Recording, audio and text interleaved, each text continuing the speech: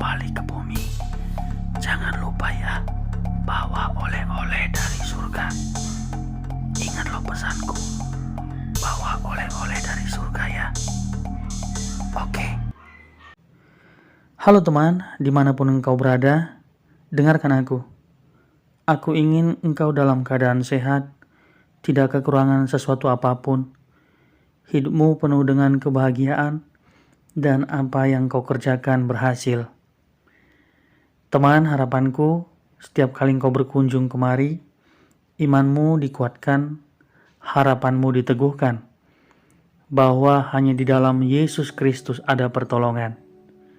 Kali ini saya ingin berbagi cerita yang akan menolong kita dapat memahami makna hidup sebenarnya, bahwa hidup dan mati kita adalah milik Tuhan. Jikalau sampai hari ini kita masih hidup, itu semua karena kemurahan Tuhan. Dan kalaupun kita dipanggil Tuhan, itu juga satu keuntungan bagi kita, di mana pengalaman bertemu dengan Tuhan akan kita rasakan.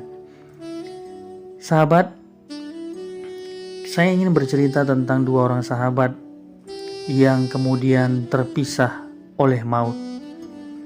Sebut saja nama yang tidak sebenarnya, Andi dan Dani.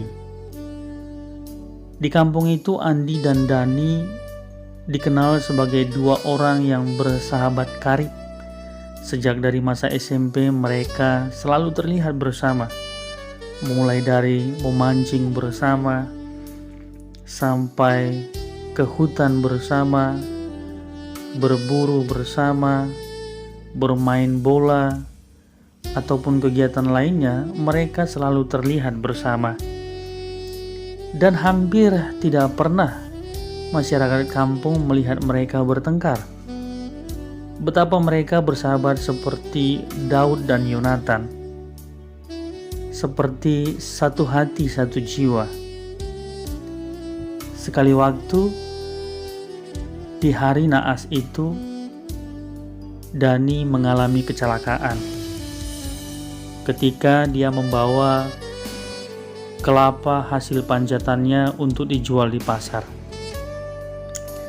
Tidak diduga, dari arah belakang, sepeda motor yang berlari kencang menyambarnya, kemudian terhuyung-huyung dan jatuh ke kanan jalan.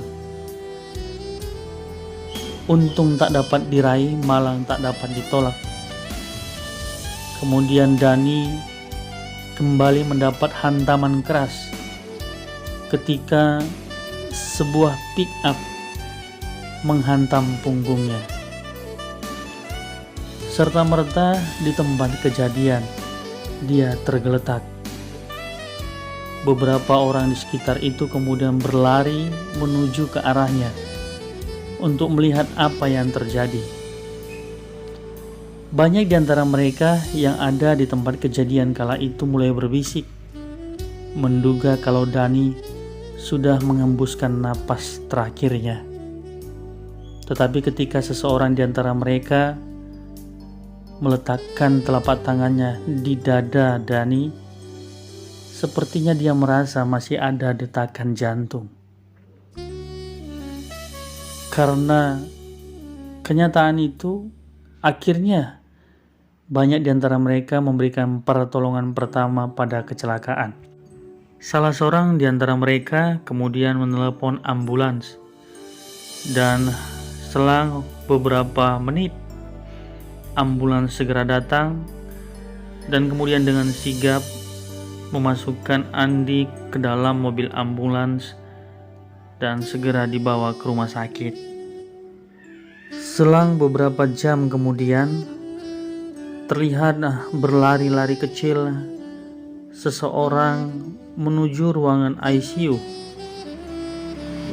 Dan rupa-rupanya dia adalah Andi, sahabat karib Dani. Andi mendapat kabar dari orang yang berada di TKP pada saat itu, yang juga ternyata satu kampung dengan Andi dan Dani. Wajahnya terlihat pucat, terlihat kesedihan yang dalam di raut wajahnya. Dan kemudian setelah membuka pintu ruangan ICU, dia berdiri kaku, tertegun ketika melihat sahabatnya terbaring lemah di ICU. Dani terlihat tidak bergerak, matanya tertutup. Dan ketika diamati oleh Andi, hidungnya sepertinya seakan-akan Dani tidak bernapas. Kemudian perlahan Andi mendekatkan diri kepada Dani dan mengambil kursi secara perlahan lalu duduk di situ. Lama dia menatap Dani. Hatinya penuh belas kasihan melihat kondisi temannya yang mengalami kemalangan. Setelah berjam-jam di situ, kemudian Andi beranjak keluar meninggalkan ruangan. Lalu menuju ke ruangan informasi untuk mencari tahu kondisi terbaru Dani kala itu.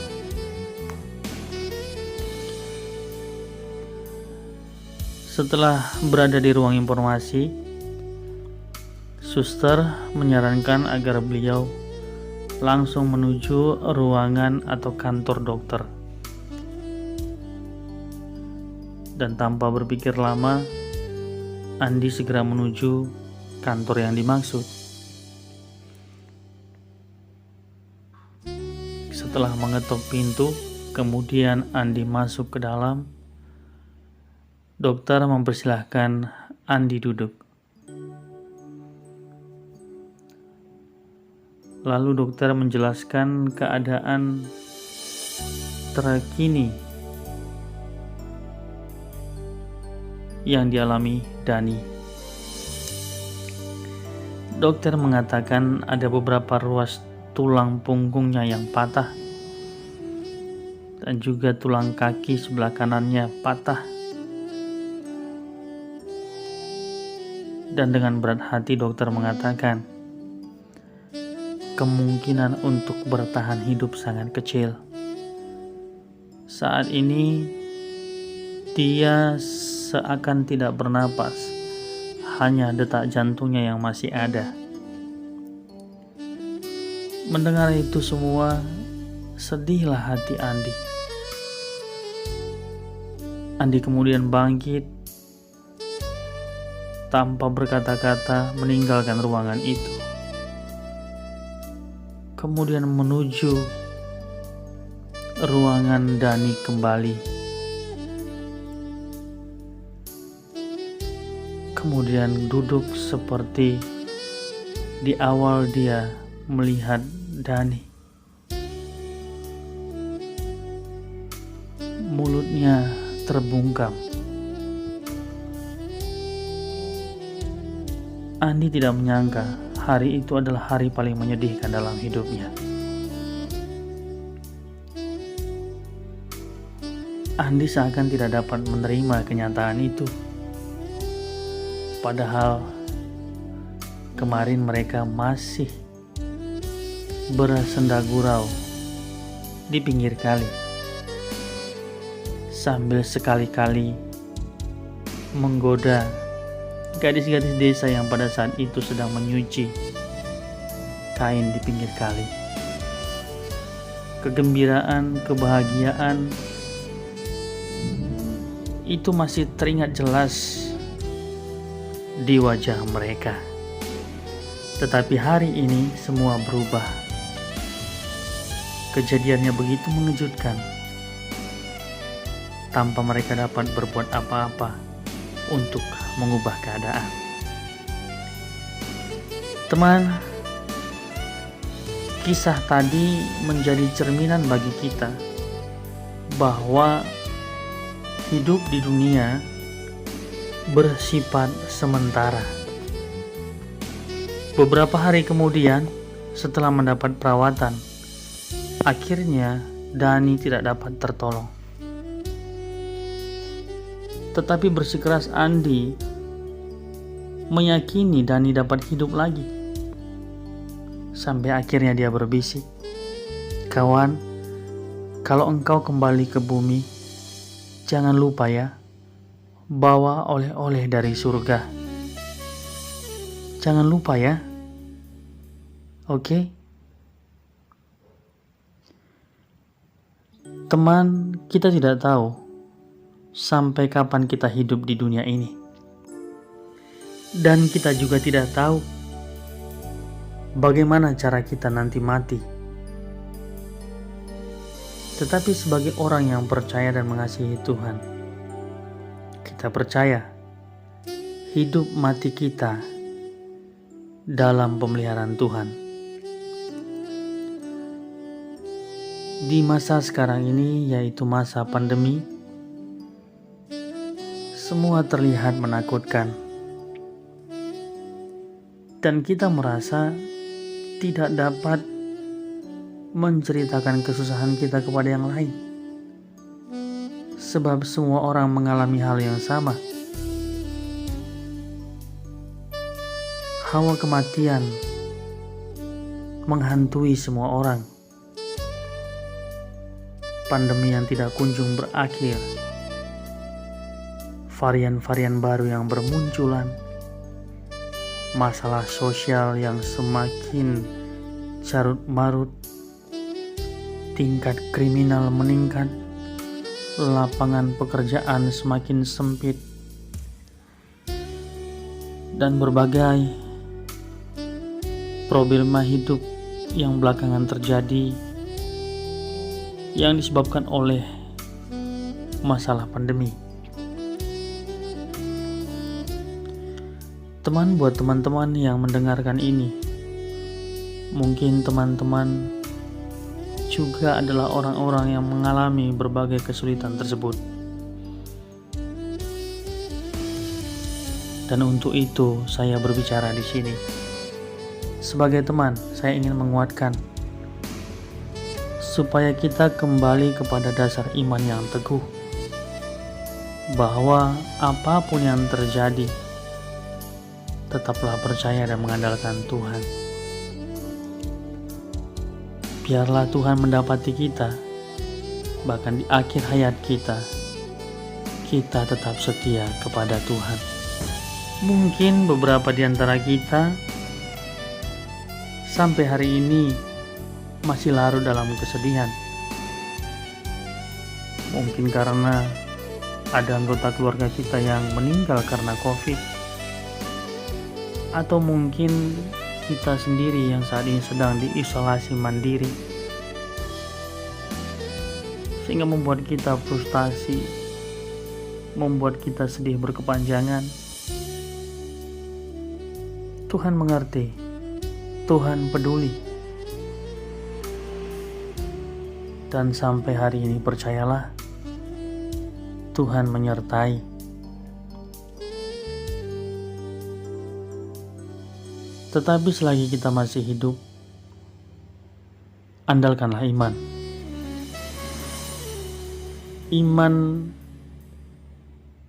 yang bertumbuh. Iman yang bertindak. Mungkin kita akan bertanya, bagaimana cara mengandalkan iman? Mudah sekali, teman. Ketika kita percaya, kemudian memberi diri untuk dibaptis, dengan kesadaran penuh menerima Yesus Kristus sebagai Tuhan dan Juru Selamat kita, maka serta-merta sebenarnya Roh Kudus mengaruniakan benih iman buat setiap kita yang percaya. Iman itu awalnya kecil, tetapi memiliki kemampuan bertumbuh. Kalau kita merawatnya dengan baik, iman itu dapat bertumbuh menjadi iman yang besar. Iman sangat kita perlukan untuk menghadapi berbagai tantangan hidup. Iman adalah dasar dari segala sesuatu yang kita harapkan dan bukti dari segala sesuatu yang tidak kita lihat. Mulailah dari pengalaman masa lalu, di mana kita berpengalaman dengan Tuhan. Pengalaman itu akan menolong kita untuk kembali percaya bahwa janji Tuhan dapat dihandalkan. So, kembali bangkit, jangan terus bersedih, walau mungkin hidup kita di ujung kematian.